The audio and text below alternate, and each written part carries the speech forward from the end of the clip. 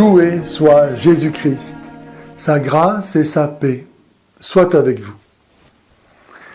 À la différence du christianisme qui tire ses motifs de crédibilité aussi bien de l'attente juive de la venue du Messie que de la sainteté incomparable de la vie et de l'enseignement de Jésus, de l'affirmation de sa divinité, cause de sa mort, de ses miracles, hier et aujourd'hui, de ses prophéties, de sa présence ressuscitée au milieu de ses disciples, de la venue de l'Esprit Saint, du témoignage que lui rend la raison, de la fécondité de l'Évangile qui a révolutionné en profondeur et définitivement orienté le monde, l'islam n'a pas d'autre gage de crédibilité à offrir que la supposée inimitabilité du Coran.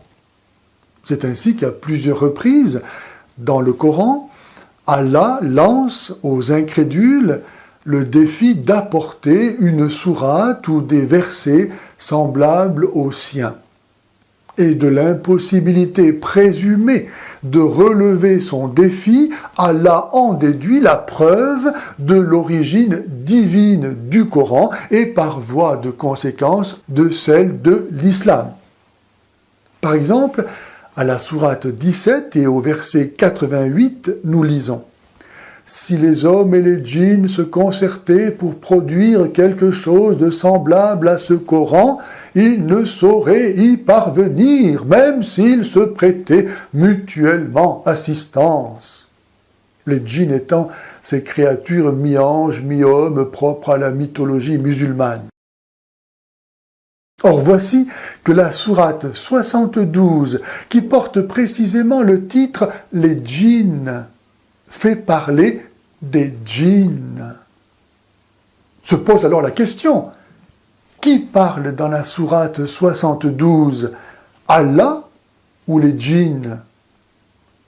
La sourate 72 est-elle la parole des djinns ou celle d'Allah? En tout cas, une chose est sûre, du fait que la parole des djinns est reconnue par le Coran, et donc par Allah, semblable aux autres paroles du Coran, le défi lancé par Allah est relevé. Et Allah est convaincu de mensonge par sa propre parole. Puisqu'Allah lui-même prouve que les djinns sont capables de produire un texte semblable à celui de son Coran, il est donc clair que le Coran ne vient pas de Dieu, ni donc l'islam. Que reste-t-il alors aux musulmans à faire, sinon à rejeter les calomnies et la haine de la foi chrétienne que le diable, qui est menteur et père du mensonge, n'a pas cessé par l'islam de leur inoculer pour à sa suite les damner?